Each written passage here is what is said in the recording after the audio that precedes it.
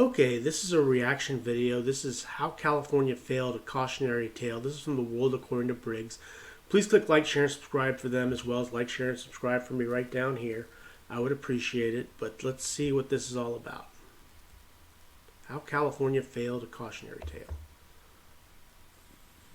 California, once a beacon of hope and prosperity, has more Oh, now we can see what he looks like. recently been referred to as a failed state. How did this happen? How did the state I grew up in go from a dream to a nightmare? This is a complex question that can't be attributed to a single cause, but really a series of factors that have accumulated over time. Today, we're going to take a look and find out why people are now referring to California as a failed state. Yeah, I was born in California. I was born in Long Beach, and I have family who lives out there. My uncle is buried out there. I'm kind of curious because, like I said, I am not a big fan of California and what they've done to it. Let's take a look.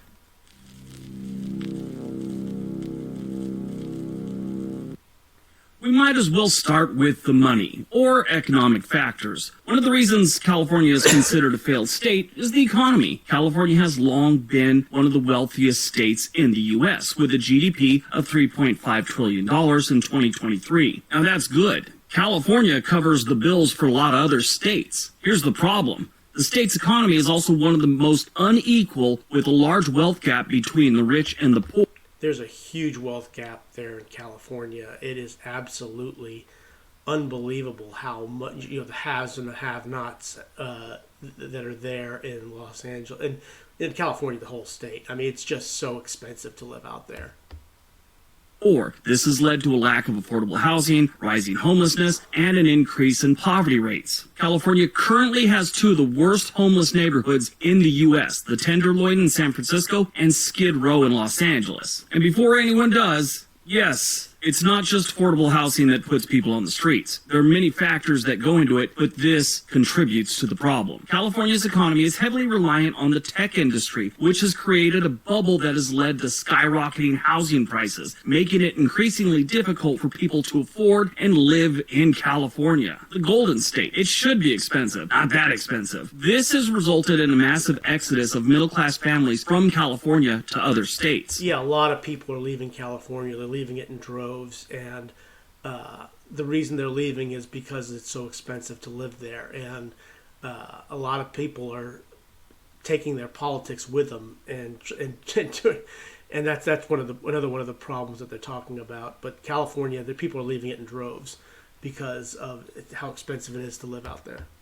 This, of course, has further exacerbated the wealth gap and made it even harder for low-income families to find affordable housing. And it's not just the tech boom. California, with its beautiful weather, entertainment industry, and reputation, has long been a popular destination for people looking to buy real estate or make it big in entertainment. Or sometimes they just wanted to live the lifestyle. That was the old days. Over the past few decades, the cost of living in California has skyrocketed, making it one of the most expensive states to live in. Now, there's a lot of different factors that go into California real estate and how it got so expensive. One of the main reasons it got so pricey is the population growth. The state has a population of over 39 million residents, making it the most populous state in the U.S. This has led to a higher demand for housing, which has driven up prices. In addition, California's strict zoning laws and environmental regulations have limited the amount of available land for development, making it even harder to meet the demand for housing. Like we'd said earlier, California's real estate has become so expensive because of its thrive.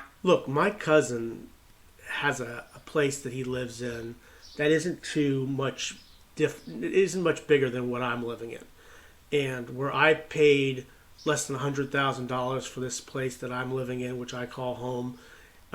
He paid over $300,000 for his, and his is probably now worth probably in the $600,000 or $700,000 range now.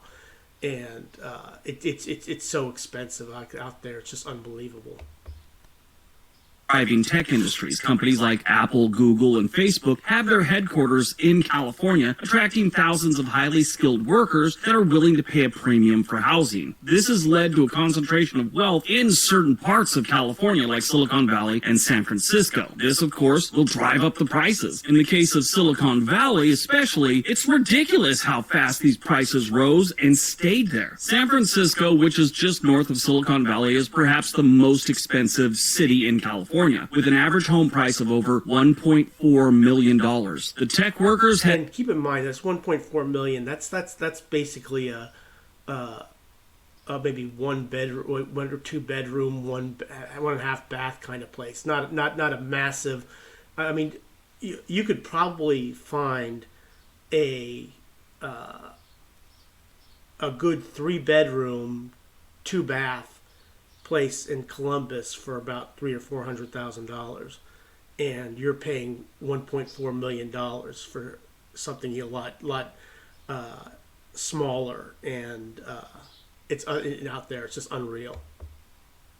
Had money to burn and the longtime residents didn't. One of the other problems, San Francisco has strict rent control laws, and this has limited the amount of available rental units, making it even harder for low-income residents to find affordable housing. Basically, San Francisco said you can't charge too much, and they put all these restrictions in there that just made developers stop making apartments. Now, San Francisco isn't the only expensive place in California. You also have Los Angeles, with the average home price of being over $850,000. That's the average. Los Angeles is the second largest city in the U.S., and it still has a thriving entertainment industry, which has attracted many people to the area. In addition to the city's mild weather and beautiful beaches, it makes it a popular place for tourists. Look, it is a great place to visit. Don't get me wrong. I enjoy visiting California. I enjoy being in California with my cousin and his friends. It is an absolutely fantastic place to visit. It's just not a place that I would ever want to live.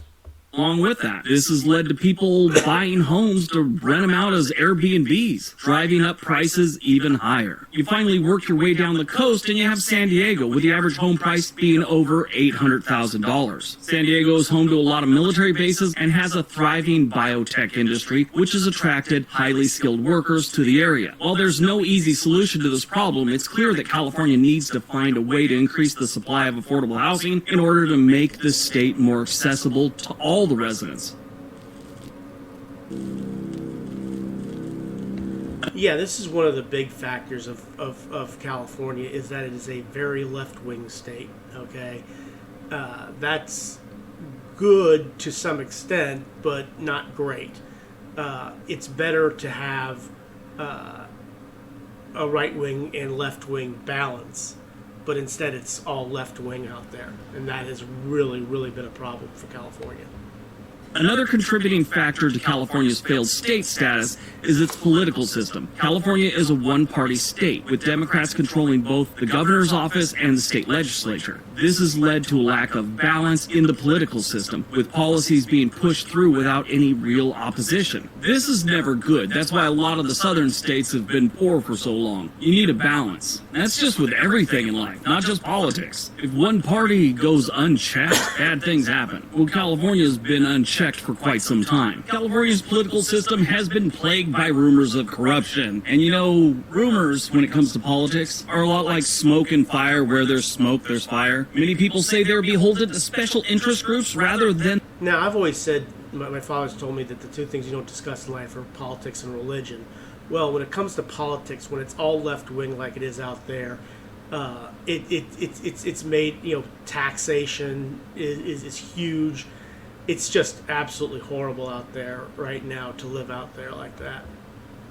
And the needs of the people they represent. This has led to policies that benefit the wealthy and the powerful, all at the expense of the poor and the working class. Now, I don't know about the corruption thing. These are just rumors. These are stories. Who knows? It's politics. I'm sure there's a good amount of it going, but is that the main problem? I just think they've made some really dumb policies, bowing down to environmental groups, doing the bidding for the ultra-wealthy, and turning a blind eye to obvious change that needs to happen. Now, that's coming from me, and I'm a bit of an environmentalist. It's like they're in the middle of a massive overcorrection. Kind of like in a car. You turn to avoid a problem. In this case, it's environmental issues, but they turned too hard, which created even more problems.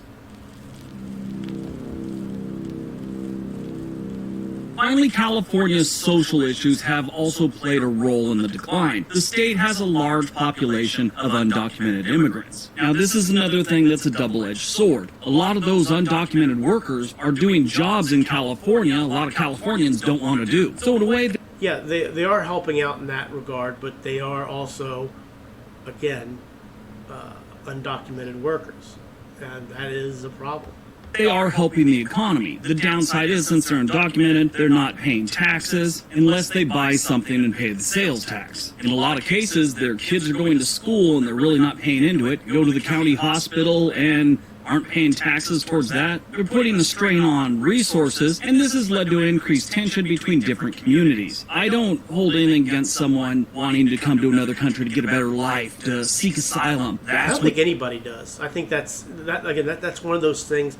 You know, you talk about the problems in California. You have people undocumented, not paying taxes and not paying into the economy, except for making purchases. You know, and paying the sales tax that way.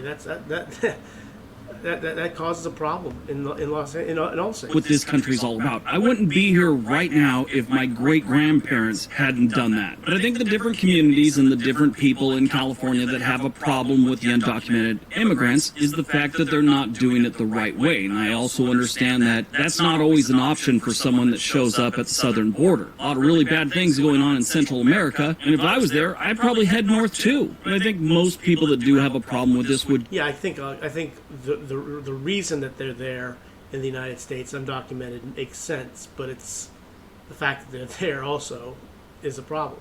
just rather the people do it the right way if they can, get their green card, do whatever, pay their taxes, just like residents and documented workers do. Now, on top of that, California has struggled with issues such as rising crime rates, drug addiction, and mental health issues, all of which have contributed to the state's decline. The state has also struggled with environmental issues such as droughts and wildfires, which also puts a strain on its resources. Billions of dollars get thrown into drought and wildfire stuff every single year. And honestly, it just doesn't seem like the technology is catching up with the problem. Normally, when you have a problem in a society, technology will catch up, or technology will get to the point where dealing with it doesn't cost as much. When it comes to the droughts and the wildfire in California, it almost seems like they're doing the same stuff they did when I was a teenager in the 80s. I always remember watching those super scoopers, those planes that scoop up water from a lake or the ocean, and they can fly off and just dump it on a wildfire or whatever. Those seem to work pretty good. And I remember years ago, they said they had to keep leasing them from Canada or something like that. Why not buy our own? That's what That would make sense.